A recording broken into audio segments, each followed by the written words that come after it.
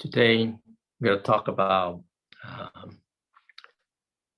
something about the sixth patriarch of the Chan school, Master Hong Ren.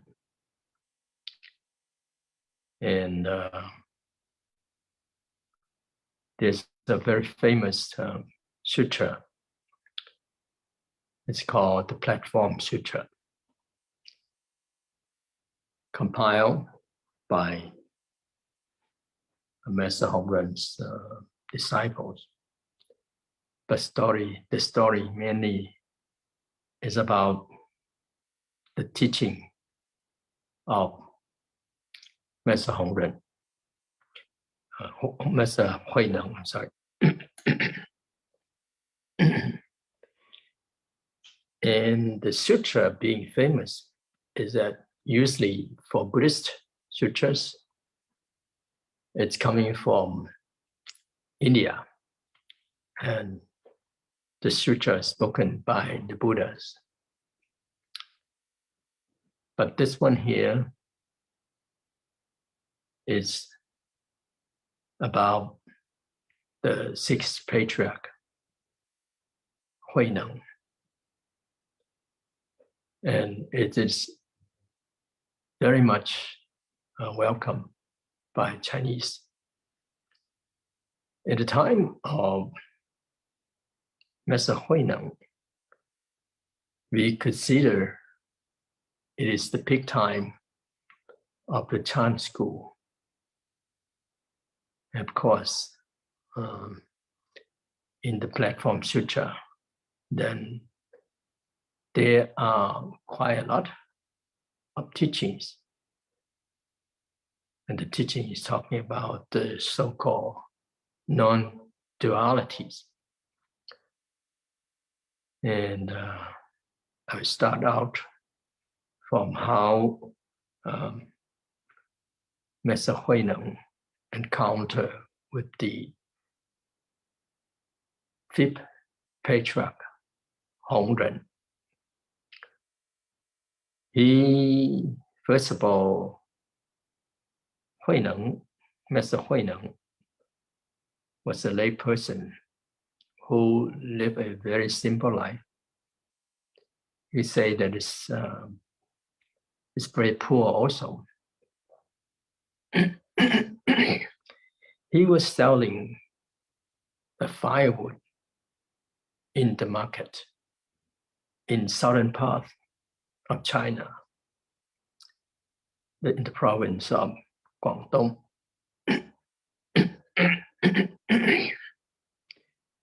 And one day, after selling the firewood, the customer brought him to a nearby inn to get some money. And over there, he heard someone recite the Diamond Sutra. And when he heard that, somehow he's come to certain realization, understanding the true meaning of the sutra, of the Diamond Sutra. Now, first of all, Master Hui Neng, when he was very young, his father died, and he lived with his mother. And the family being very poor, and he is not really educated. But when he heard someone recite the Diamond Sutra, he came to certain realizations. And he asked the person who recite the Diamond Sutra, and where about that he has that, the sutra to recite. And the person told him that it is from the fifth patriarch, Hong Ren, in the north. because he came to certain realizations, he would like to seek for a teacher. So someone gave him some money to settle with his mother, being a widow.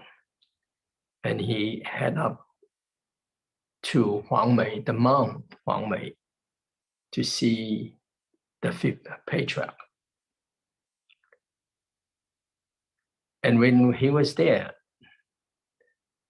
Hongren asked him, "Where are you from and what is it that you seek for?" And he said,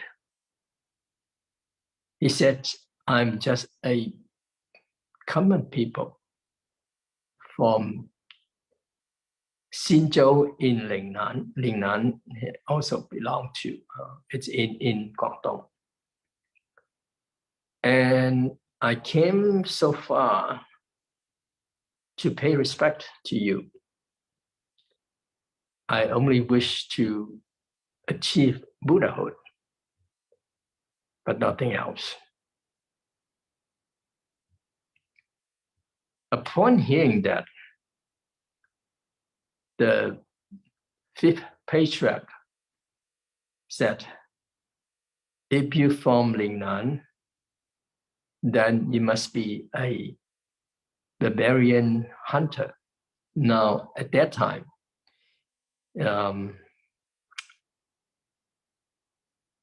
the country, those countries, or the provinces in the south, supposed to be not well developed. So the fifth patriarch was saying that he's just like a barbarian, in a sense that he was looked down for. But as a master, he's not supposed to do that, to look down on someone seeking his teachings.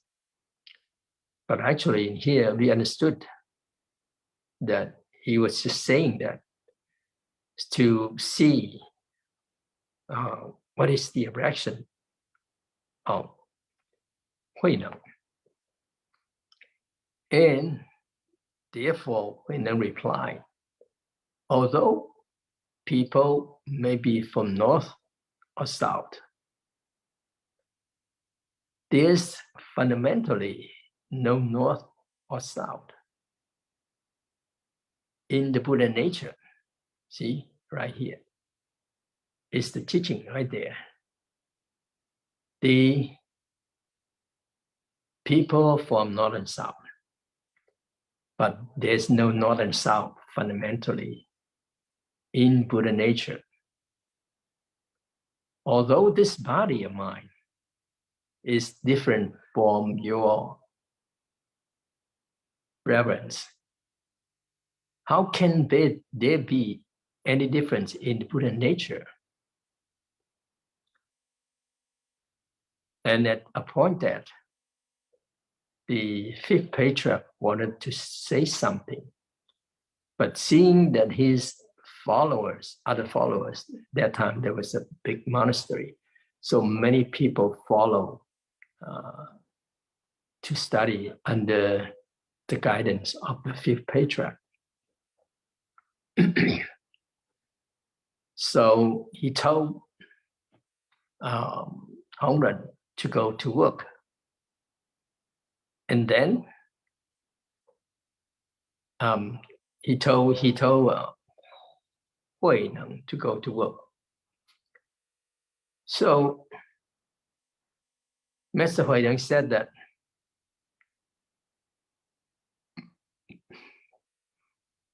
may I say something? He said, your disciple, referring to himself, constantly generate wisdom in my own mind, and not to separate from the self nature is equivalent to the field of blessing. I wonder what work your reverence would have me to do. And the patriarch said, "Oh, you are some barbarian.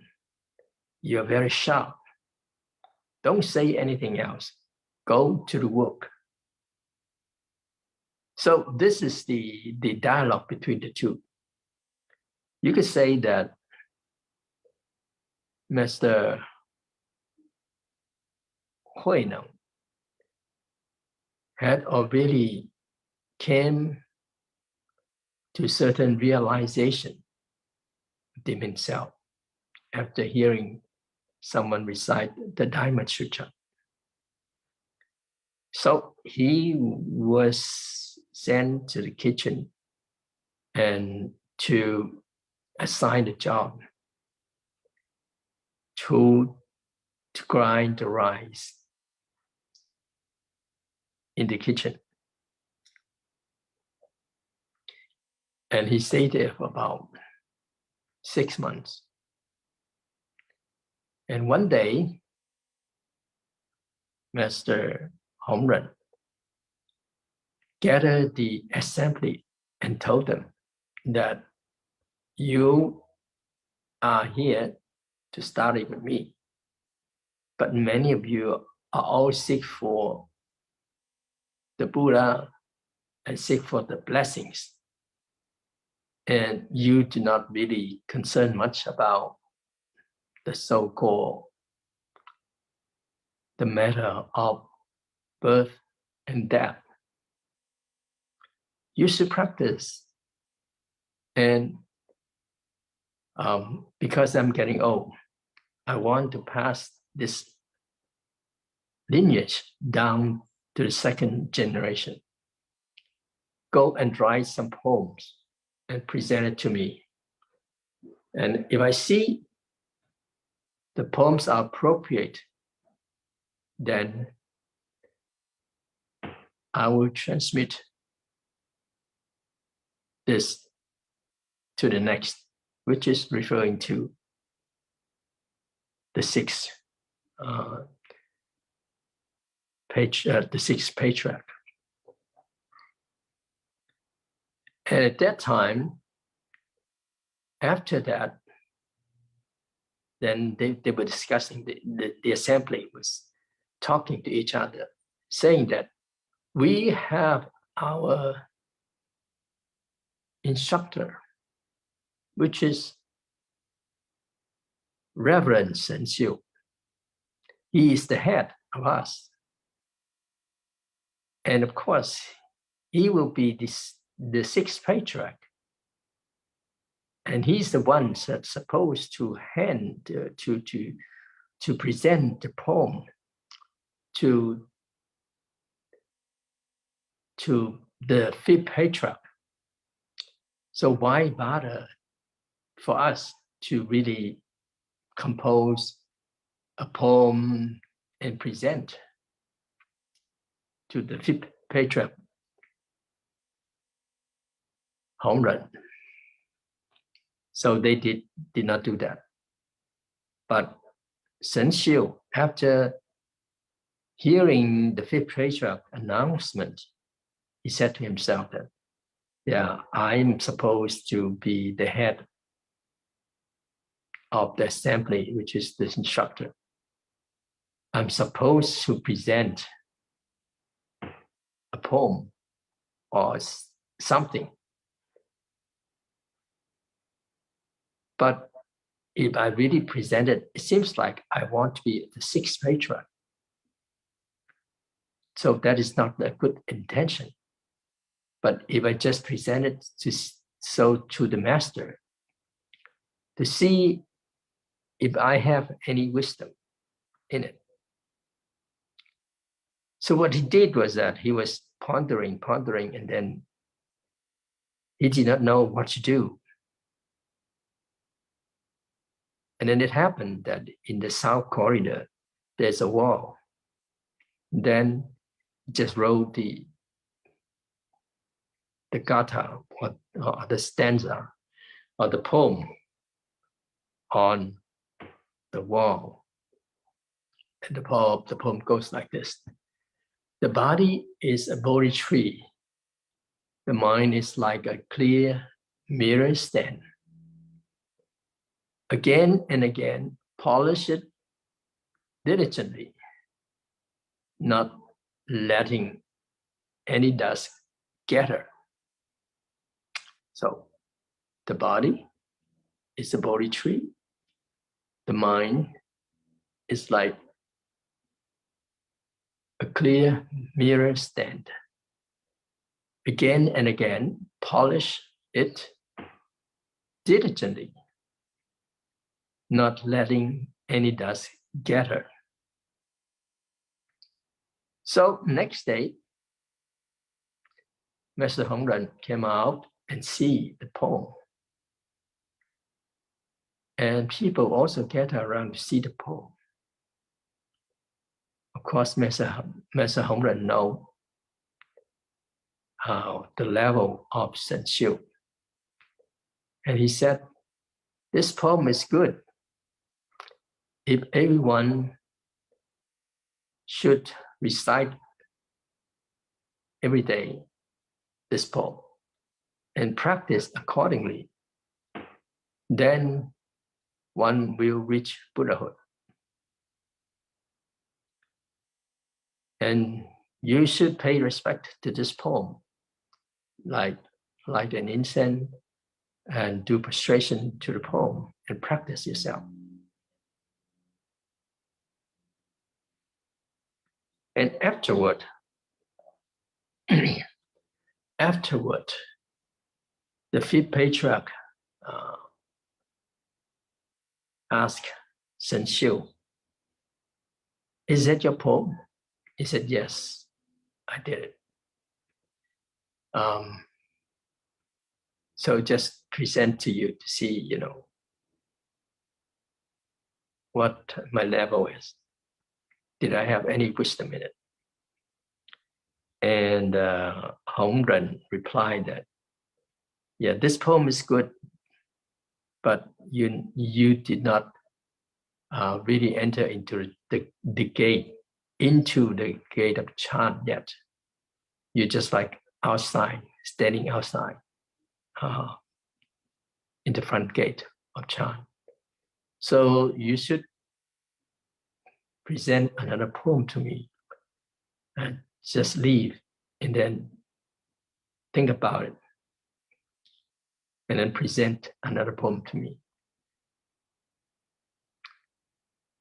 And after that, Sensu returned and then thinking about how to do the poem, another poem, and he couldn't do it. So it happens that everyone in the monastery was reciting this poem. The body is a Bodhi tree. The mind is like a mirror, it's like a clear mirror stand.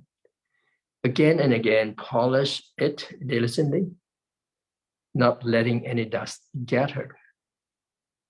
It happened that there's a young postulant, a young guy, young boy, who he was reciting and then he was around the kitchen area. And it happens that Hui Neng heard about this and he knew right away. This poem is not really something about enlightenment. So he asked the young postulant, what's going on? And then he said, okay, I also want to go there and see and then pay respect to the poem as well. And when he was there and he read it, and he said that I also have another poem. So someone was around, he asked the person that was able to write the poem for him. He said that I am illiterate, but I also have something. Could you do it for me? So the poem goes, Bodhi originally has no tree. A clear mirror is also not a stand. Originally, there is not a single thing. Where can dust gather? Now, first of all, we see this, I repeat this again. Bodhi originally has no tree. A clear mirror is also not a stand. Originally, there is not a single thing. Where can dust gather? Now, we see the two poems are really different. First of all, it's about Shen Xiu. Well, Master Shen Xiu, referring to the body and the mind. The body is like a Bodhi tree. It's like a tool for us to practice. And the mind has to be very clear. A clear mind. And practice diligently. Not to let any dust, which is referring to no vexations, no attachments, ever. If you have vexations, if you have emotional reflections, you should practice. So let your mind be clear using your body. So this is good poem for practice. We should follow it in that way. But for Huineng, then it's totally different because it's already go beyond that. Because if you have the body, if you have the mind, then you are still in the so-called duality. But here, Bodhi has no tree. And negating even the clear mirror is not a stand. And there is not a single thing.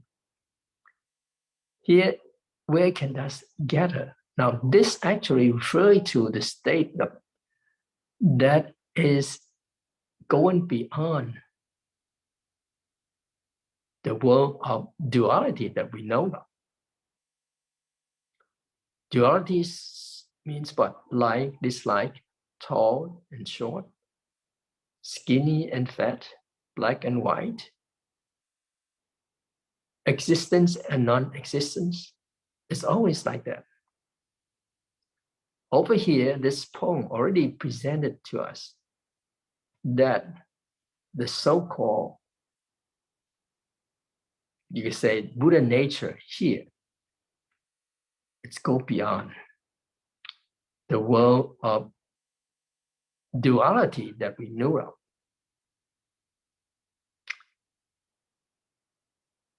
And everybody that simply was amazed by this poem. And they were kind of excited. It happens that Master Hongren came about.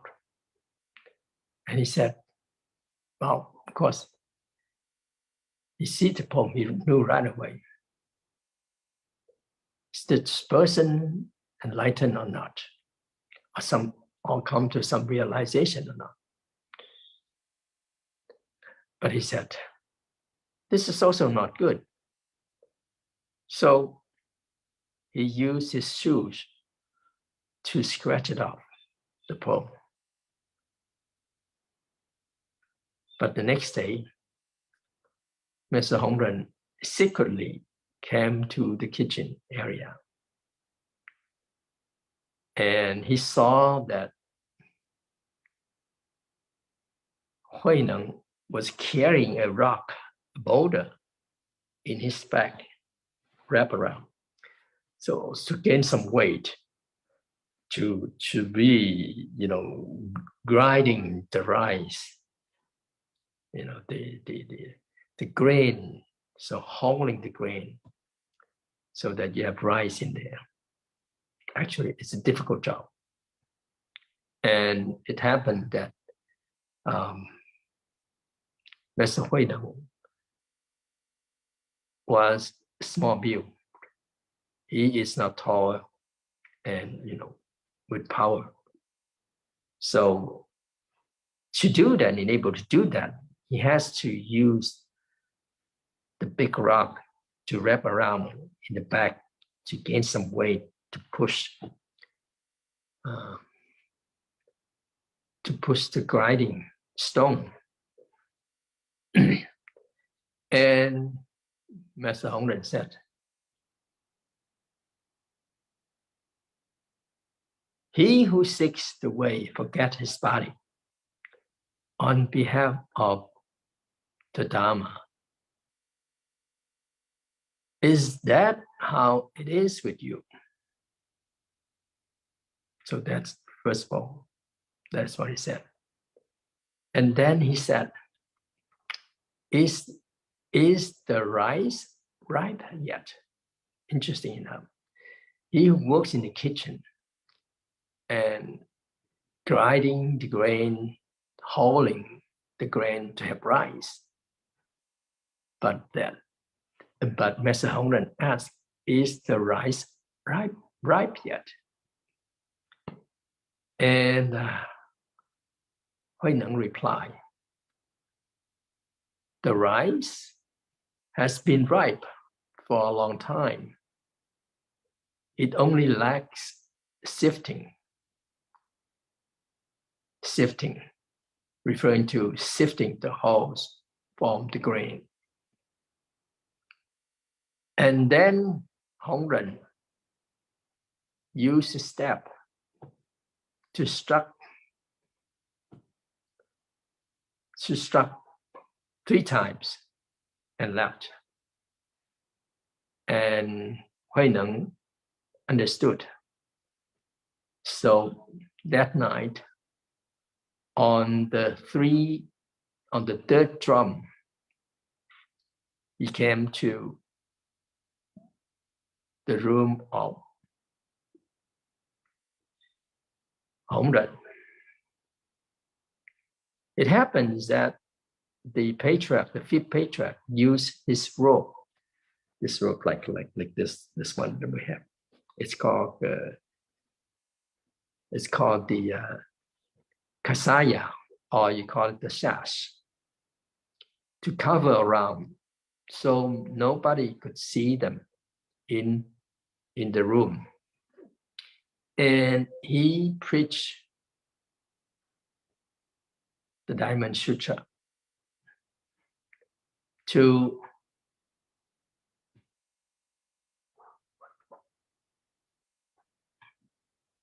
Huineng.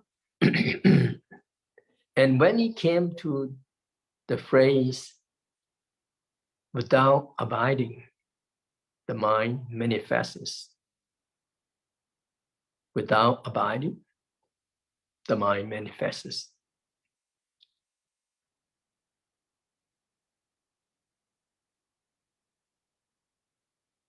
He got a deep awakening. Huineng got a deep awakening. And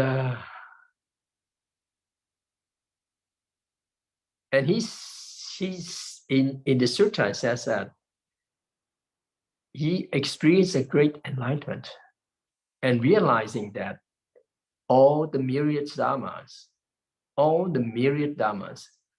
do not apart from their self-nature.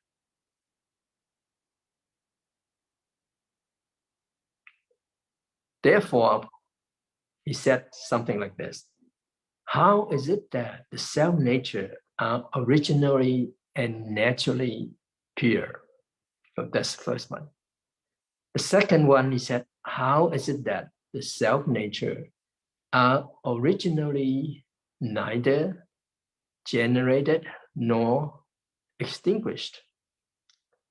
And the third one, how is it that the self-nature are originally and naturally sufficient unto themselves? And then one more, how is it that the self-nature are originally without movement? And then, how is it that the self-nature are able to generate the myriad dharmas? Now, first of all, is that what is it about the self-nature? It's always like that. It's originally, naturally pure. And then originally neither generate or extinguish. So it refers to there is no arising and no perishing. It's referring to no born and no dying. So that's the self-nature. And it is sufficient into itself.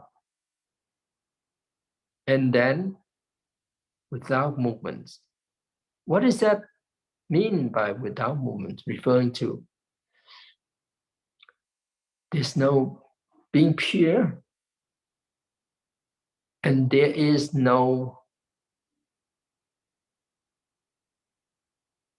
fluctuation. It's very quiet. It's serene. You could say it is almost like you use the term nirvana. Nirvana is quiescent, but it has functions. Therefore, the last one is that are able to generate the myriad dharmas. Everything is there, just like the phrase, without abiding, the mind manifests. Without abiding here, referring to there is no attachment at all. There is no like and dislike. There is no hatred, joyful, sad. All these are not there. But because there's no attachment there, therefore, one still functions in the world, but without any attachment and function freely. There is no self-centeredness right there, the thinking about what is good for me, what is not good for me. But it just naturally functioning freely. So again, this is a teaching from the understanding. And upon hearing that, the fifth patriarch Hongren said to Master Huineng, if one does not recognize the fundamental mind, study the Dharma is of no benefit. If one recognizes one's own fundamental mind, one sees one's own fundamental nature, well, actually referring to original nature or original face. This is to be called a great man, a teacher of human and gods, a Buddha. Okay, so this is another teaching that we can hear even from the dialogue of the teacher and the disciples. And then Master Hongren tell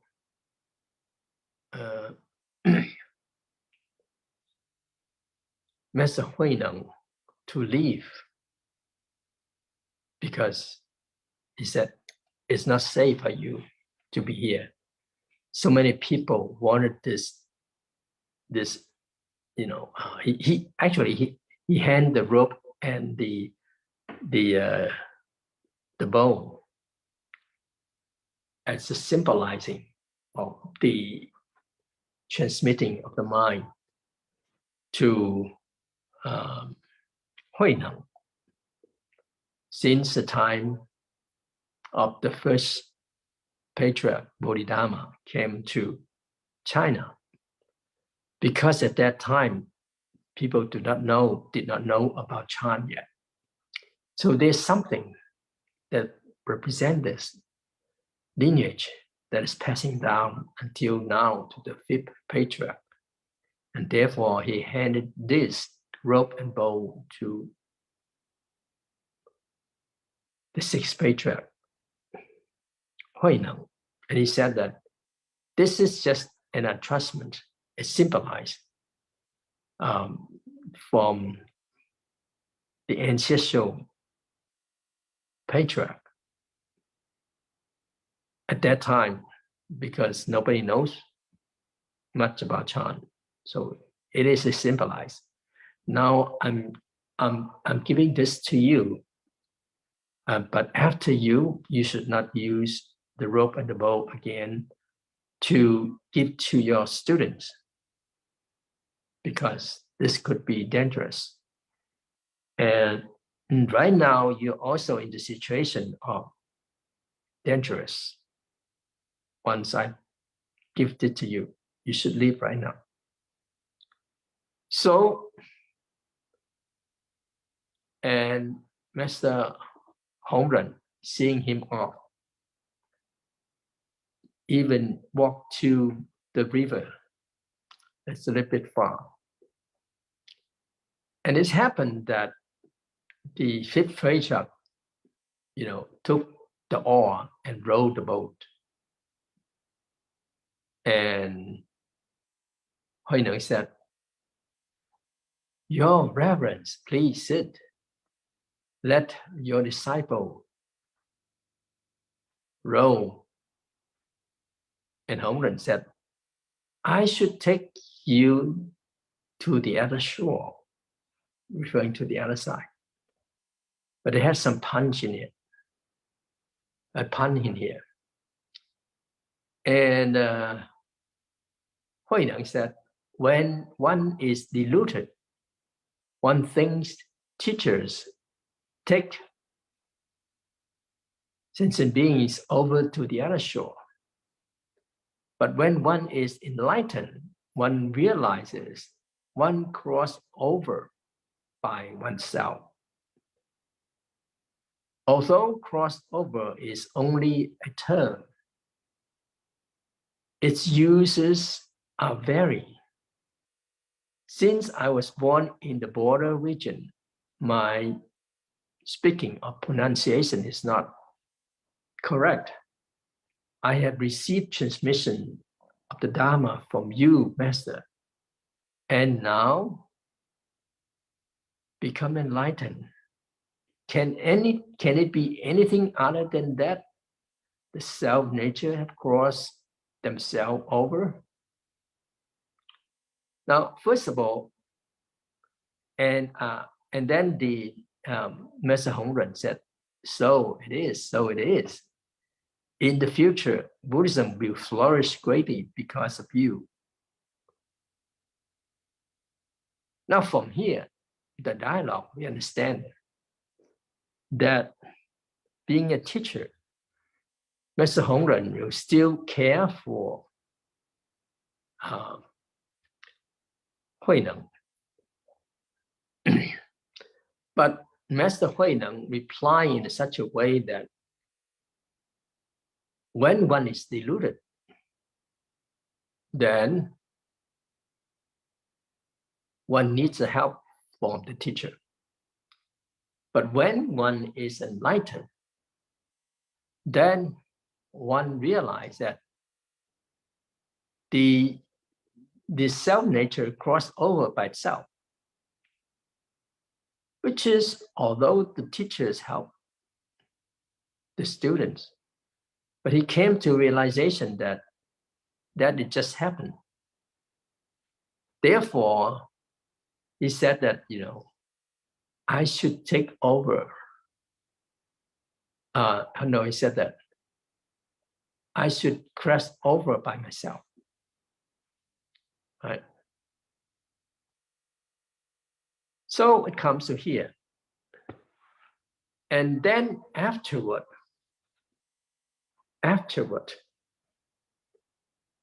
when Hongren returned, Master Hongren returned to his quarter, he would not come out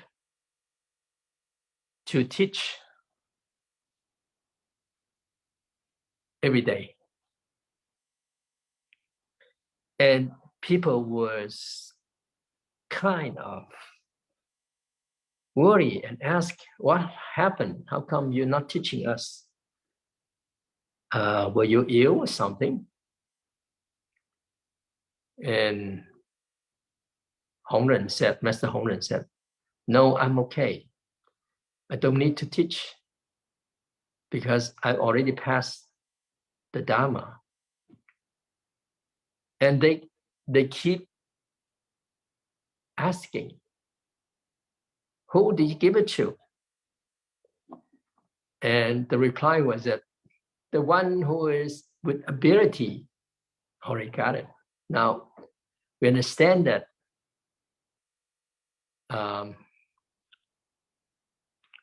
Master Huineng's name, Huineng, referring to wisdom, Neng referring to with ability. So they knew that, okay, the rope and the bow has been given to Huineng, a barbarian. Not only a barbarian, but also it's just a lay person. So at the assembly, there's like 1,000 people or something, but over 100 people want to get the rope and the bow and chase after Huineng.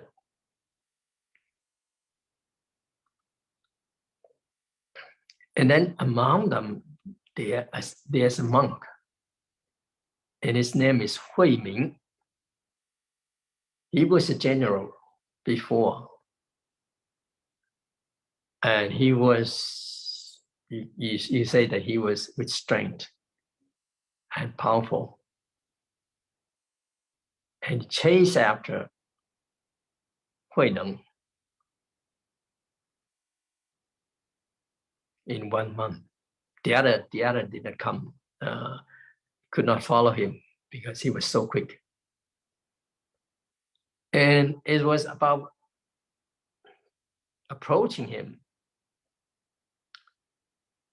Then Master Huineng put the rope and the bow on the boulder, on a big piece of rock, and saying that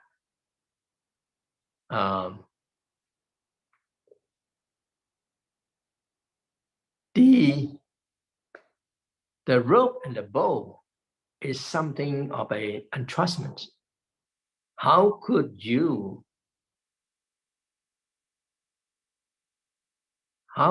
take it? And then he hid. And then when Hui Ming came and see the rope and the bow, now in the Sutra it said that he tried to lift the bow, but it did not move. Oh, it was just saying like this. So he said, postulant. Now this referring to Huineng. Postulant, I'm here for the Dharma, not for the robe. Please teach me the Dharma. So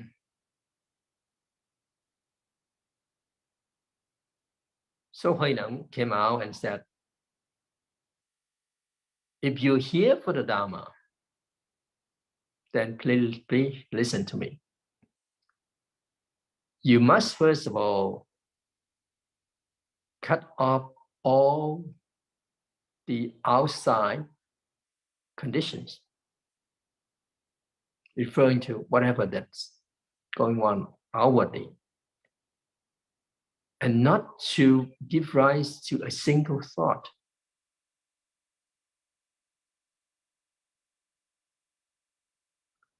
Then I would teach you some Dharma. So Huai Ming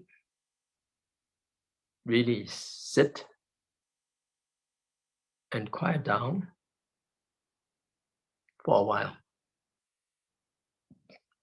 And then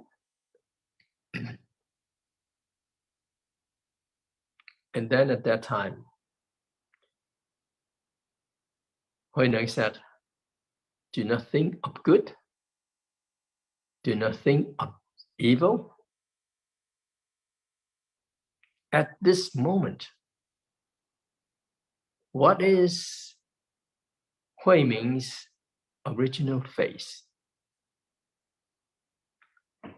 Do not think of good, do not think of evil. At that moment, what is your original face? And upon hearing that, Huai Ming came to an enlightenment. But he asked, other than the secret words and secret intention that you expressed just now, is there any other secret intention? And the reply from the sixth patriarch was that, what I have preached to you is not secret. If you counter-illuminate your own original faith, you will realize that the secret was on your side.